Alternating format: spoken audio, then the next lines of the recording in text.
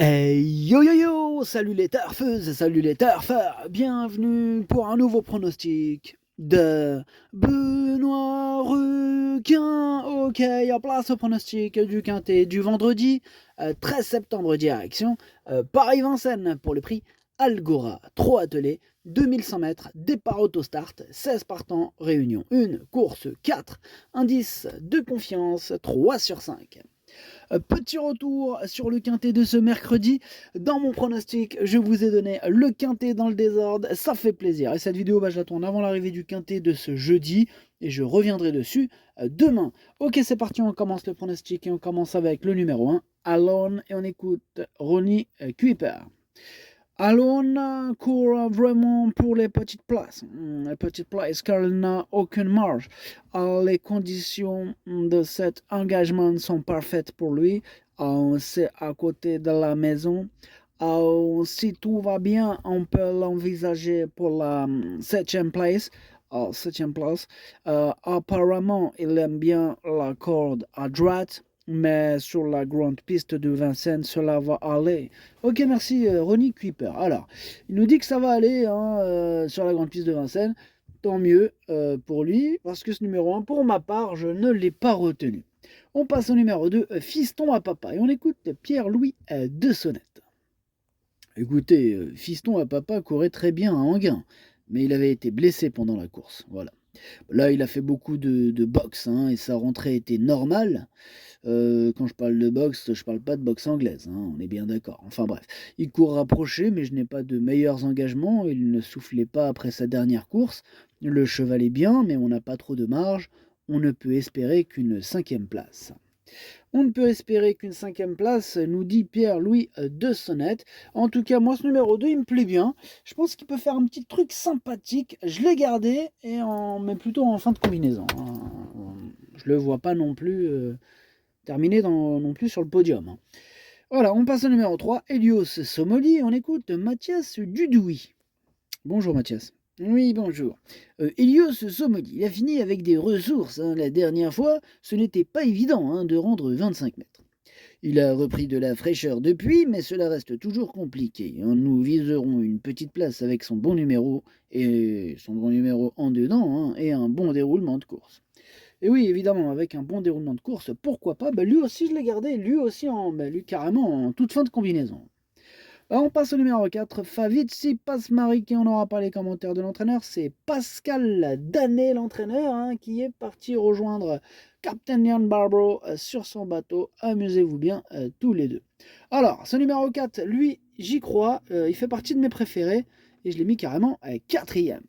On passe au numéro 5, Goldorak, et on écoute Vincent Lebarque. Goldorak, il est parti au galop là en dernier lieu. Ensuite, c'était forcément compliqué de revenir. Son driver, il était assez satisfait de son comportement derrière. Bon, là, il retrouve un départ à l'autostart et il sera en première ligne. Cela fait longtemps qu'il n'a pas eu une course comme ça. Il faut un bon numéro. Après, cela sera une question de parcours.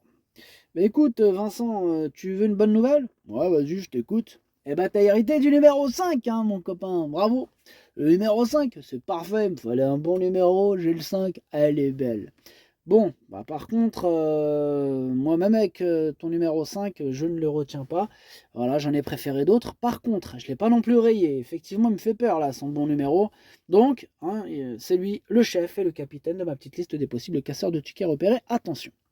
On passe au numéro 6, Hyperfast, et on écoute Maxime Busset. Hyperfast, il affrontait un lot très relevé à Divonne, c'était compliqué. L'autre jour, je l'ai simplement couru pour le garder en condition. Bon, il est meilleur sur 2100 mètres, c'est son truc. Il a toujours eu du mal à Vincennes, notamment dans la montée. Bon, il est dans sa catégorie, et avec le numéro 6, j'espère qu'il sera dans la combinaison gagnante. Il a du mal à Vincennes, ce numéro 6 Hyperfast, que je n'ai pas retenu non plus, et qui est en plein milieu de ma petite liste des possibles troubles faits. On enchaîne avec le numéro 7, Gershwin de Chenu, on écoute Pierre Pellereau. Gershwin de Chenu, il est bien, bon, il n'avait pas d'engagement intéressant plus tôt, donc on a essayé de le préparer au mieux pour celui-là. À Vincennes, il ne se plaît que sur 2100 mètres désormais. Avec un bon numéro derrière l'autostart et un parcours limpide, il a le droit de finir dans le quintet. Ok, c'est noté, c'est ton point de vue, Pierre Pellereau. En tout cas, moi, ce numéro 7, je ne l'ai pas retenu non plus. Mais attention, il m'embête ce numéro 7 étant donné que c'est lui mon gros regret, c'est lui mon cheval de complément en cas de non partant. Attention, attention, attention. Possible cassage en vue. On passe au numéro 8, Kimi di Quattro, et on écoute Marcus Svedberg. Kimi di Quattro, bien couru ces derniers temps, il n'était pas fatigué après sa plus récente tentative, il est en bonne forme au travail, tout est ok. Ok, merci. Tous les feux sont au vert pour Kimi di Quattro, à part ce numéro 8, mais bon, sur sa classe, il peut en faire souffrir plus d'un. Je pense qu'il peut même lutter pour les premières places, et je l'ai mis deuxième.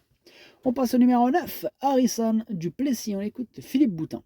Harrison Duplessis, il a bien travaillé derrière lors de sa dernière course. Il est resté en bonne forme, tout va bien. Quand il est déféré des 4 avec Eric Raffin, ça s'est toujours bien passé, hormis une fois à Angers. Avec ce numéro, il faudra démarrer assez fort. Il va devoir faire aussi bien que sa dernière sortie parisienne. On devrait tout de même terminer dans le quintet. Donc il est plutôt confiant, Philippe Boutin, avec ce numéro 9. En même temps, c'est une première chance. Et je l'ai mis troisième. On passe au numéro 10, Hold Up Rannais. On écoute Maxime Bézier. Hold Up Rannais, il n'avait pas d'engagement favorable aussi. J'ai effectué un long déplacement dans le sud-ouest. Il a juste manqué d'une course, mais sa prestation était très bonne. Il a été devancé par un élément qui a confirmé ensuite. Je lui ai laissé le temps de récupérer du voyage et de sa course. Il se présente à 1 mois, il a bien travaillé, il se plaît sur les 2100 mètres. J'y crois pour une place. Ok, merci Maxime. Moi il me plaît bien ce numéro 10. Je l'ai gardé, je l'ai mis 6ème. On enchaîne avec le numéro 11, Nice Present, et on écoute Pavel Tamsin. Écoutez, Nice Present, il a déçu hier lors de son avant-dernière sortie, mais on avait sans doute mal géré le déplacement. Bon, là, il a eu le temps de récupérer de ses efforts. À Wargame, le mois dernier, il courait proprement, sans artifice efféré. Ici, c'est une course que j'ai préparée. Là, il a déjà trotté une 19 sur le parcours. Il est en seconde ligne, mais avec une course limpide, il peut émettre de grandes ambitions. Oh, il est chaud, Pavel Tamsin, avec son numéro 11, Nice Present. Moi, il me plaît bien aussi ce numéro 11. Ouais, malgré ce. Comment dirais-je, ce numéro pas trop mal non plus, mais voilà, moi, il me plaît bien ce numéro 11. Je l'ai mis 5ème. On passe au numéro 12, Bitcoin Dark, et on écoute Hansen Eric Bando. Bitcoin Dark, il a réalisé un très bon printemps à Vincennes cet été. Pardon, il y avait un point. Cet été, il n'avait pas forcément un programme très favorable. Aussi, il a bénéficié d'un petit break. Il a du travail derrière lui. Bon, son objectif reste le meeting d'hiver, mais il devrait bien courir d'entrée de jeu. Il peut juste un peu manquer pour sa reprise de contact afin de lutter pour la victoire, mais je m'attends à une belle course. Enfin, une belle sortie, là, il a dit. Ouais, quand même, bon, moi c'est mon préféré. Même si ça refroidit un peu l'histoire de il devrait manquer pour la victoire, moi je pense qu'au vu de la concurrence et sur sa classe, il peut malgré tout lutter pour cette victoire et je l'ai installé en tête. On passe au numéro 13, Ortino, et on écoute Charles-Antoine Marie. Ortino, il a un peu trop tiré sur les 2650 mètres à Laval en dernier lieu et n'a pu redonner un coup de rein. Bon, il s'élance en seconde ligne et il lui faudra subir, mais sur ce parcours des 2100 mètres à Vincennes, il a souvent bien fait.